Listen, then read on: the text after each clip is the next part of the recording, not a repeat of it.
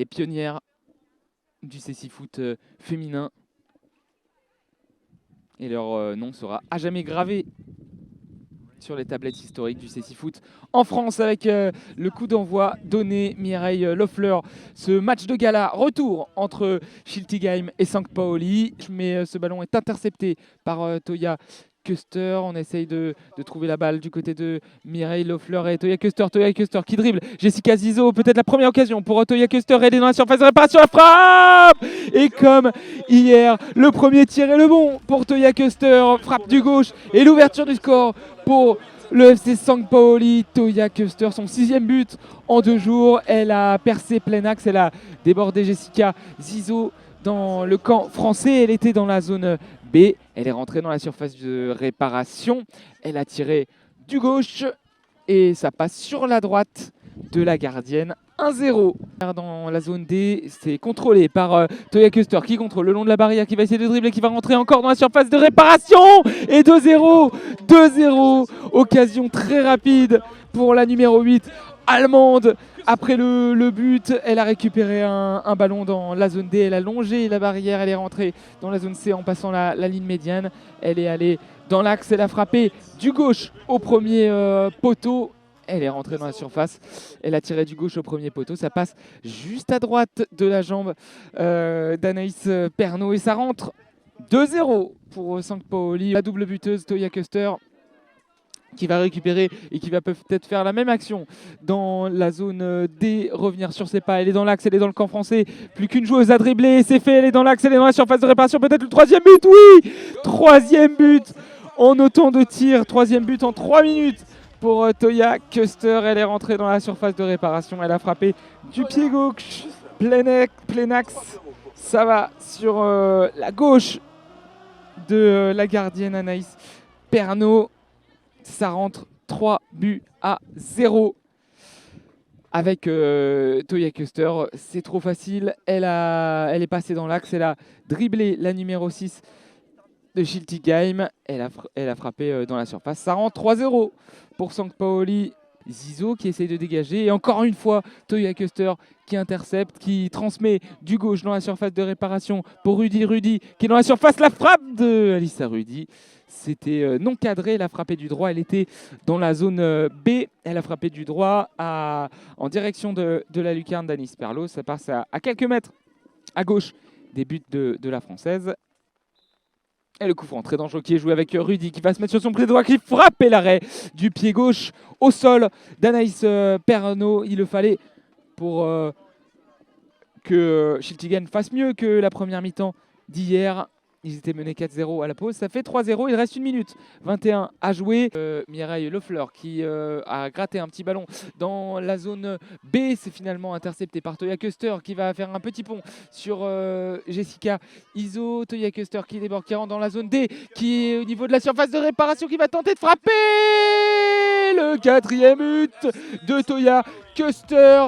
Elle était dans la zone D, elle est rentrée dans la surface de réparation, elle était un peu excentrée, elle a frappé du gauche au 2e poteau. Ça passe à droite de Nolwenn, Anaïs Pernaut, pardon. 4-0 quadruplé de Toya Kuster qui, avec la relance de Pernaut directement sur Zizo, le contrôle de la cuisse droite de Zizo et la frappe de Jessica Zizo. Elle était dans la zone B et elle s'excuse, elle a frappé de très très loin du droit, mais c'est bien, ça fait une frappe pour Schiltigheim. Elle a frappé dans la zone B sur la droite de l'attaque française. Elle était très loin des buts défendus par Svenja Bartels. L'a frappé du droit. C'est parti tout droit et ça ira en sortie de but. Et toujours conservé par Toya Kuster. On essaye d'empêcher la numéro 8 de poursuivre son festival. Elle se retourne, elle est dans la zone D, elle va chercher Alissa Rudy d'une passe, le contrôle d'Alissa Rudy dans la surface de réparation. Le tir du droit et l'arrêt de Pernaut avec l'arrêt finalement d'Anaïs Pernaut. Alissa Rudy a été trouvée dans la surface de réparation, elle s'est retournée, elle a frappé du droit. L'arrêt d'Anaïs Pernaut qui n'a pas pu intervenir ensuite puisque le ballon était devant sa zone. Il y a eu un ballon touché Et finalement, elle a pu arrêter cette balle, Anaïs Pernot. C'est Toya Custer qui récupère ce ballon, qui remonte tout le terrain. Elle est dans la zone C. Elle va rentrer dans la surface avec l'arrêt. Superbe arrêt sur sa gauche, au sol d'Anaïs Pernot. Mais le ballon qui est toujours dans l'aire de jeu, dans la zone D. Custer qui est au niveau du point de corner, qui va essayer de trouver d'une passe Alissa Rudy à l'opposé. Dans la zone, c'est le contrôle de Rudy de l'envoi dans la surface. La frappe du droit et nouvel arrêt d'Anaïs Pernot sur sa gauche. Elle peut repousser le ballon qui est toujours dans l'area de jeu.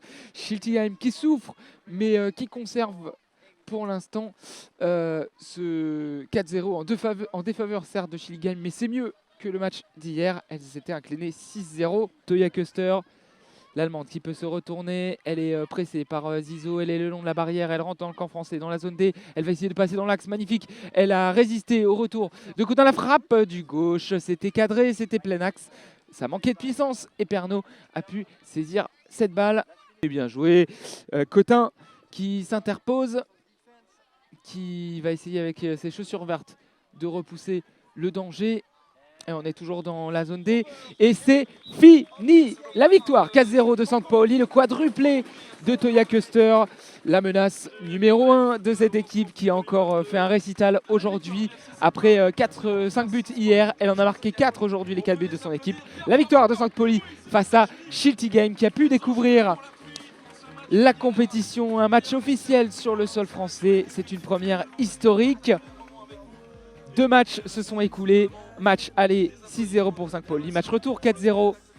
Et les beaux souvenirs à venir pour ces joueuses de Schiltigheim. France-Allemagne, acte 3 après la défaite à l'Euro, la défaite au World Grand Prix. L'Allemagne est revancharde et veut remporter cette petite finale. Ça sera sans compter les Français qui vont tout faire pour obtenir la 3e place de leur World Grand Prix. Kutig qui a cette balle, mais elle est bien pressée directement par Aronasso. On est sur le coin de la zone A avec la récupération de Kutig qui a frappé du droit. Il était à l'entrée de la surface de réparation. Désaxé sur la gauche, il a frappé du droit tout droit. Résultat, c'est passé 4 mètres. À gauche, début d'Alessandro Bartolomucci quand on est en face. Dans la zone D, il va se retourner, rentrer dans le rond central, passer la ligne médiane sur la gauche. Et la défense directement d'Aronasso qui va pousser le ballon, qui va avancer. On est dans la zone D, dans l'axe avec Koparan et la frappe! Quel but d'Aronasso! La percée, il est passé à côté du numéro. Il va sauter dans les bras de Yannick Le Colvet, c'est magnifique! Il a poussé le ballon, il est allé au pressing, il a poussé le ballon qui allait juste dans la surface. Il a continué son effort, il y a cru. Du début à la fin, il a frappé du gauche, il envoie ce ballon en lucarne, dans la lucarne droite. Il fusille à bout portant Sébastien Temel. Aronasso, qui est décidément le poison numéro 1 face à cette équipe allemande. Il a allumé. Et 3e but en 2 matchs face à l'Allemagne pour Aronasso. Aronasso qui intercepte et ses chaussures noires qui passe dans l'axe, il fait un superbe crochet, élimine Narges et il est bousculé par Kutig qui a joué le ballon. Selon l'arbitre, pas de faute, il est au sol. Aronasso et Hassan Koparan qui peut récupérer le ballon dans la zone C. Il passe dans la zone B, attention, il est dans l'axe désormais. Hassan Koparan devant la surface de réparation dans la zone A. Il va essayer de faire un râteau pour passer dans l'axe. Et attention, il est en bonne position. Et l'arrêt réflexe du pied droit. Grosse occasion pour l'Allemagne. Koparan était dans la surface de réparation. Il a frappé au sol du pied droit au premier poteau. Et l'arrêt de Bartolomucci sur sa droite du pied pour repousser le ballon. Et le nouveau coup de sifflet, parce qu'il y aura une nouvelle faute de l'équipe de France, il me semble. Areski qui se met entre le joueur et la balle. Areski qui a le ballon désormais au point de corner dans le camp français avec la pression de Fourman. Il a tenté une talonnade et le ballon qui est récupéré par le numéro 3 qui fait un petit pont. Il est crocheté par Jérôme Pénisson. Ça sera un penalty. Une nouvelle faute en défaveur de l'équipe de France. Le penalty, il a fait passer le ballon entre les jambes de Jérôme Pénisson qui a manqué la balle. Il a mis son pied en opposition en s'allongeant, Jérôme Pénisson. Et résultat, le numéro 3 a été crocheté. Faute de Pénisson sur Fourman. Et ça sera un penalty qui sera tiré par Hassan Koparan, le numéro 11 allemand. Hassan Koparan qui a la main droite sur le ballon, qui se recule. qui s'accroupit. La frappe du droit sur la droite, ça passe à côté. Début de Bartolomucci. Opportunité manquée pour les Allemands d'égaliser. Il a tiré sur la droite et ça n'est pas cadré, ça passe juste à côté du poteau droit d'Alessandro Bartolomucci. Grosse occasion pour l'Allemagne. Et Fangman qui va emmener ce ballon dans le coin de la zone B. On est dans le camp français. Hakim Areski qui presse Fangman et qui va balayer la faute, malheureusement, d'Hakim Areski, la 5e faute collective de l'équipe de France. Ça sera une double pénalité en faveur des Allemands. Il est toujours debout, Fangman. La double pénalité, le petit pas d'élan, la frappe qui passe au-dessus, juste au-dessus de la barre transversale après un pénalty manqué de Koparan. C'est Fangman qui manque la double pénalité. Grosse occasion pour l'Allemagne et ça passe juste au-dessus sur la droite des buts et de la lucarne d'Alessandro Bartolomucci. L'équipe de France se fait peur dans cette fin de période, mais mène toujours 1-0. C'est récupéré par Narges qui peut dégager et le ballon qui va en direction d'Aronasso. Le dégagement qui va vers Aronasso dans le camp allemand, toujours dans la zone B sur la droite. Et Aronasso qui se bat bien pour récupérer ce ballon. Il est dans l'axe Aronasso, il est devant la surface, il va frapper du gauche. Occasion pour l'équipe de France de l'intenable Aronasso. Il a récupéré un ballon dans la zone B. Sur la droite de l'attaque française, il s'est mis dans l'axe, il a frappé du gauche au second poteau. Ça passe 1,5 m sur la gauche des buts de Temel. C'était puissant et occasion pour l'équipe de France pour reprendre cette partie avec Areski qui a un ballon qui a été dévié avec la frappe de Raifa Youmé. Occasion énorme pour l'équipe de France après la frappe d'Aronasso. C'est Youmé qui se met en évidence. Une passe d'Areski de la zone C vers la zone A. Ça a été touché par un Allemand. Ça revient sur Youmé qui frappe directement du droit. Et c'est arrêté par Sébastien Temel. Kutig qui récupère un ballon dans le camp français. Attention, la bonne récupération de Kutig qui va frapper du droit. Et le ballon qui passe juste à côté de la lucarne de Benoît Chevreau qui a bien lu cette balle. Il a vu que ce ballon n'était pas cadré, mais c'est quand même une occasion pour Taimé Kutig qui était dans la zone D. Il a frappé du droit au premier poteau. Ça passe à côté de la lucarne de Benoît Chevreau. Ça sort, suivi par Hakim Areski, le capitaine français, qui va essayer de récupérer ce ballon, qui est à la lutte avec le numéro 5.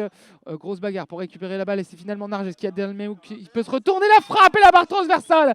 La barre transversale, la plus grosse occasion après le pénalty et la double pénalité. C'est Narges qui se retourne, qui rentre dans la surface de réparation, qui frappe du pointu du droit.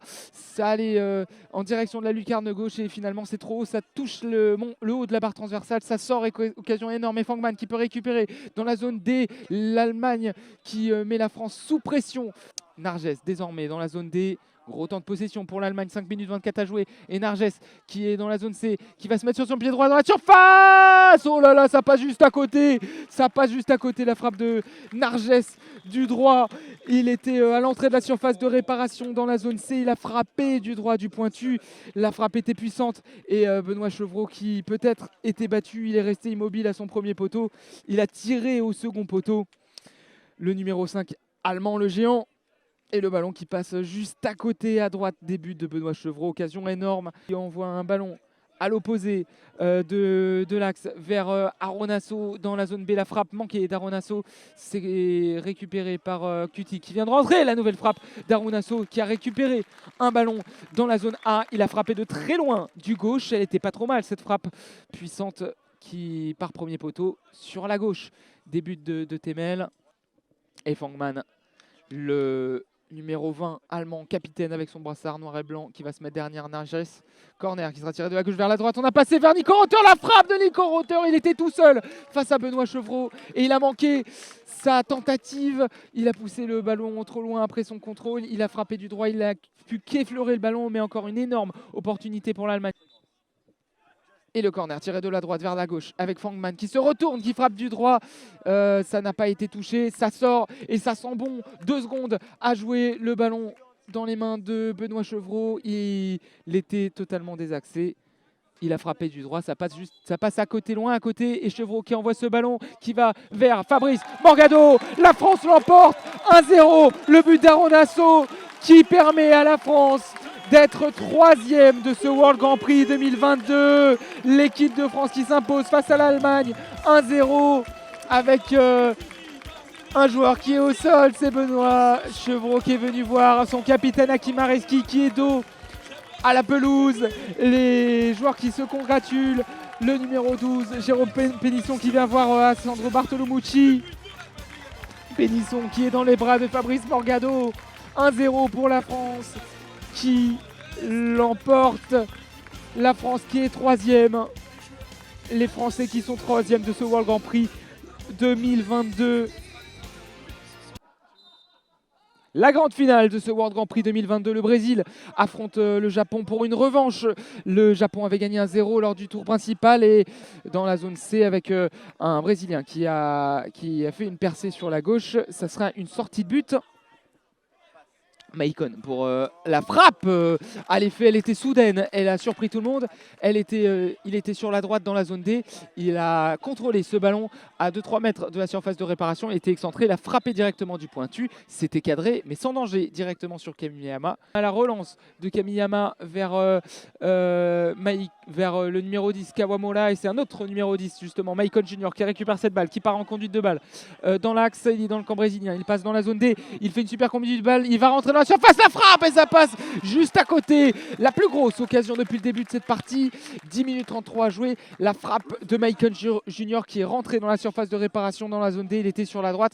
Il a frappé du droit en se couchant. La spéciale après une longue conduite de balle. Ça n'est pas cadré. Ça passe 1 mètre à droite des buts de Kamiyama. Maicon qui contrôle cette balle, qui est au sol, il a le ballon dans l'axe, il est près de la surface, la frappe et l'arrêt, le plongeon sur sa gauche de Kamiyama, il était très loin, juste devant le rond central. Maicon Junior, il a frappé du droit au premier poteau, c'était à mi-hauteur, c'était puissant et la superbe arrêt de Kamiyama sur la droite de la défense japonaise avec Tori qui a tenté un dégagement, ça rebondit contre la barrière, ça va en direction de Kawamura. Kawamura qui se bat face à Maicon Junior, mais il a le dernier mot, le Brésilien qui va passer plein axe, la conduite de balle, magnifique la frappe et l'occasion de Maicon Junior, il a frappé plein axe au niveau du point de la double pénalité. Il a frappé du droit au sol, c'était plein centre et c'est arrêté par le numéro 15 et gardien Izumi.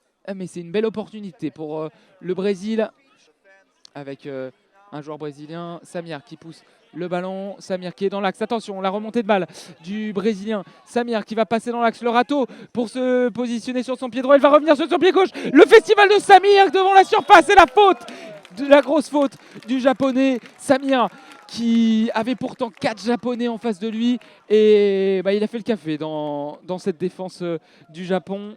Il était au milieu des 4 japonais. Il a été poussé. Ça sera un coup franc. Coup franc très bien placé pour le Brésil. Anaël à l'effet dans l'axe pour ce coup franc. Maicon qui frappe du droit. Ça a été contré. De la qualité technique avec Izumi qui transmet à Sasaki, le numéro 3, qui va changer de l'autre côté dans la zone D avec le contrôle de Kawamura qui passe dans la zone C. Il est sur la gauche, il rentre dans la surface et l'occasion énorme.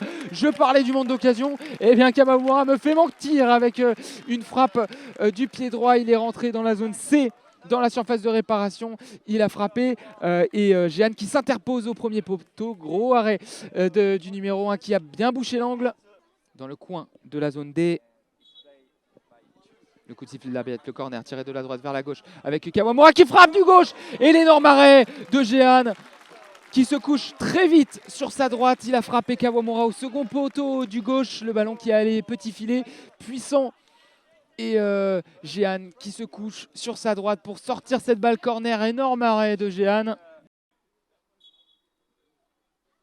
Kawamura pour ce coup franc qui va frapper du gauche, ça a été touché par Samir et elle était puissante, elle était très bien partie cette frappe et Samir qui dévie ce ballon, il était très bien placé Samir et il était resté sur la droite, il a touché ce ballon il me semble de la cuisse et le ballon qui passe à côté, grosse occasion pour le Japon et Maicon qui va essayer de jouer avec cette défense, prendre son temps face à Kuroda, il est au niveau de la ligne médiane entre la zone A et la zone D. Sur la gauche, il va passer sur la gauche de l'attaque. Il va accélérer. Il est désormais dans la surface. Il contrôle, il frappe et il a tiré sur le gardien Izumi. Pas de faute, ça sera un corner. Izumi qui s'est bien placé entre le joueur et le ballon. Le coup franc qui va être joué sur la droite avec Kawamura, la frappe et ça passe juste à côté. Il a frappé du droit, il a croisé sa frappe au second poteau. C'est parti tout droit au sol, c'était puissant et ça passe juste à côté. Samir, désormais, ses chaussures rouges, qui va essayer de pousser la balle. Tori a le ballon, il récupère la balle. Il va frapper du droit et ça passe juste à côté, juste au-dessus des buts de Jehan. Il a failli faire la même que face au Brésil. Passer de la gauche dans l'axe, frapper du droit.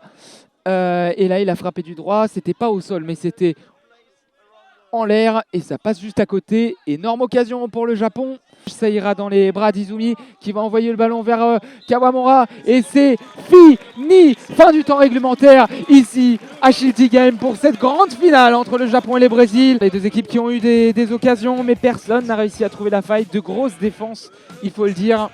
Et la séance de pénalty qui va avoir lieu.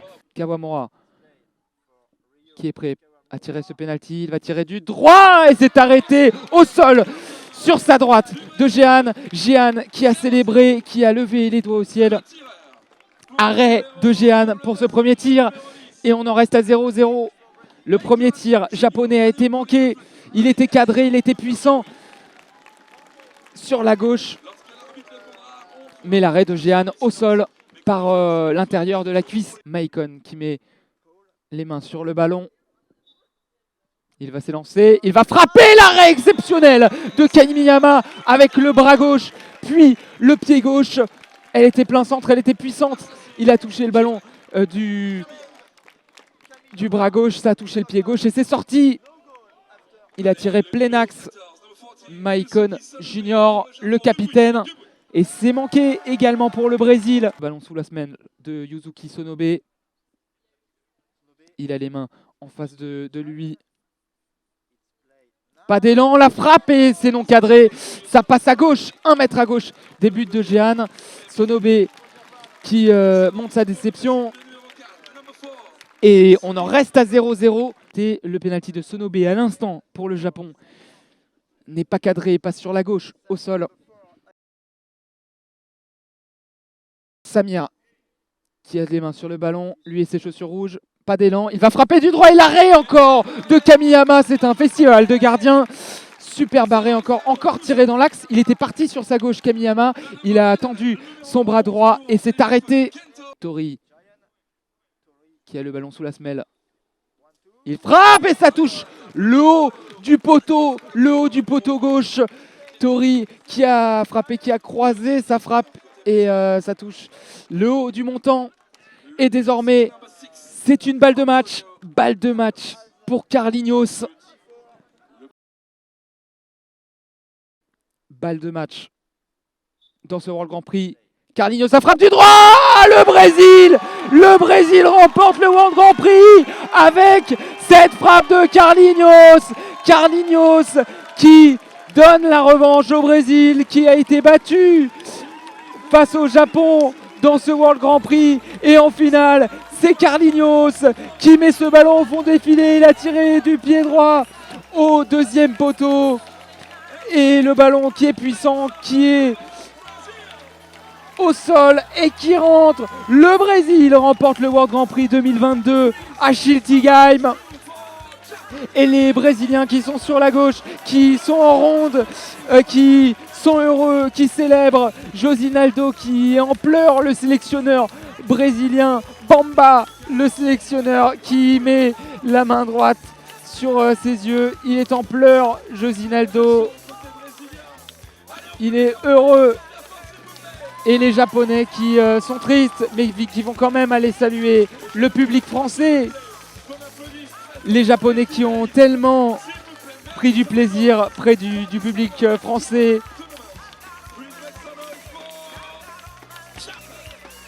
Et le public qui fait du bruit pour les Japonais. Les Japonais qui finissent deuxième de ce tournoi. Avec la liste de ces médaillés d'argent pour ce World Grand Prix. Numéro 15 dans les buts, Izumi. Numéro 13, Kamiyama. Et les joueurs de champ, Sasaki, Tanaka, Tori, Hirabayashi, Kuroda, Kawamura. Le capitaine, Niwa, Hinata, Sasaki et Sonobe. Les deuxièmes, les vice-champions de ce World Grand Prix 2022 le Japon et le Brésil. Le Brésil qui l'emporte avec le meilleur buteur de la compétition, Maicon, numéro 10. Le capitaine, les gardiens de but avec Jehan qui jouait toute la compétition. Paolo, le gardien remplaçant. Et au niveau des joueurs, Carlinhos, Marquinhos, Alefe, Anaël, Reina, Paolo, Samir. Et le sélectionneur Josinaldo, le Brésil est champion face au Japon.